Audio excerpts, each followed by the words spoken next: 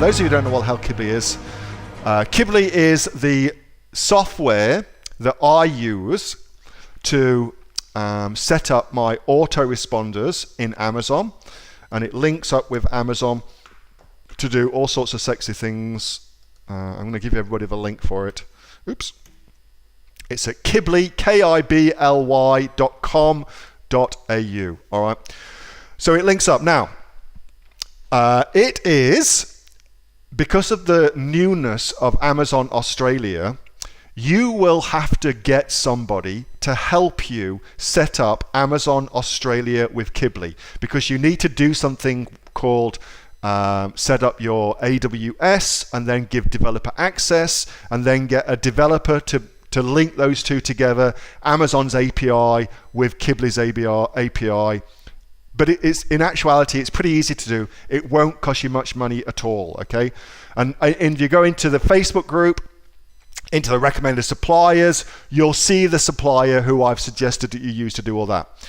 And that is a pain in the arse, and 99% of people will not do it, and therefore 99% of people will not get the advantages that are available by doing it. And there's a huge business lesson just in that. There's a huge business lesson just in that. The things that are hard to do oftentimes yield the biggest rewards, and as they go through their own particular life cycle, they get easier and easier to do. More and more people get in there with Kibli and things like that and show you how to do that, and so that you lose the advantage that you can gain simply by putting up with the crap that's involved with setting these things up. All right, so big lesson there. Anyway, so that's what Kibli does. It automates the email sending process from amazon.com.au, amazon.com, and things like that. It means that that's all done on autopilot for you. You haven't got to manually do it, which when you're selling a lot of stuff is very important. Anyway, I don't use Kibli to distribute coupons. That's not part and parcel of my strategy. So I can't give you any great intel about the best way to optimize that. Mostly because, as well, I don't get that coupons are a good utilization of the follow-up email sequence. I don't believe it's a good utilization of that to use the email follow-ups after somebody's purchased to do that. I don't get that's good. For me, right now, I have not got one product that I offer a coupon on the back of. And what the hell do I mean by that? So when somebody has purchased my product, let's say this is my product, and then they go purchase it, well, when that product arrives and they've got my insert, none of my products have got a coupon code in them. Now, that doesn't mean that coupon codes don't work. It just means that none of my products suit that particular thing. Because for me, if you think about this from the customer's point of view, a customer who is buying a consumable product, well, that is the perfect time to say to them, hey, look, you've just brought this NutraSleep product. In 30 days time, if you like the product, you're going to buy some more. Therefore, here's a coupon code to get 10% off your next purchase, for instance, something like that. That would be a consumable product with a coupon code, and I would definitely put that to the test. But most of my stuff, I'm not using the inserts to give coupon codes. I use it to give information booklets, to add value, to upsell products and things like that. So I'm not really using it for that, Karen.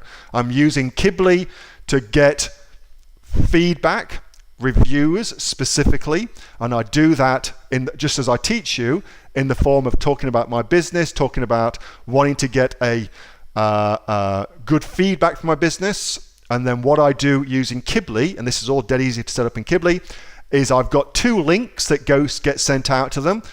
Link number 1 says, if you had a good experience with your product, with the product that you've ordered, click on this link, which takes them to a page where they can review the product.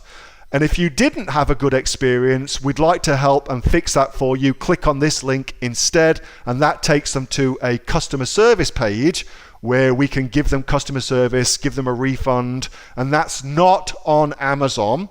That's something we control, because I would much rather they come to me and give me the negative review, so to speak, than go to Amazon and leave the negative review there, if that makes sense. So that's the way I use it, Karen. I use it in a different way. I don't use it for coupons.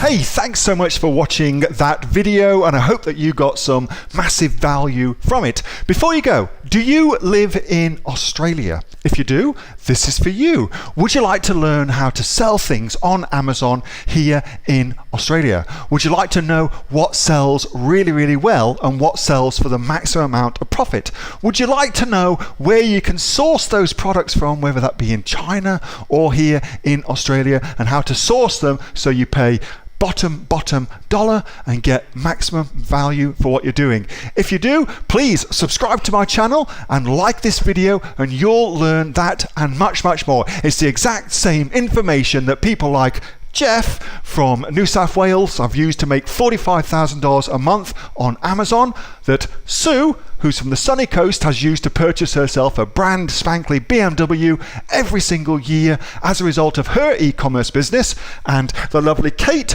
from Bowral in New South Wales has used to make $32,000 a year on a month, not a year, a month on Amazon, and indeed Anthony, who makes $15,000 a month on Amazon, selling, as he puts it, odds and sods. If you'd like to learn the exact same information that they use to maximize their profits for their Amazon businesses, subscribe to this video, like my channel, post below if you want me to teach you something. Okay, I'm out of here. Speak to you soon. Bye. Subscribe. Do it now.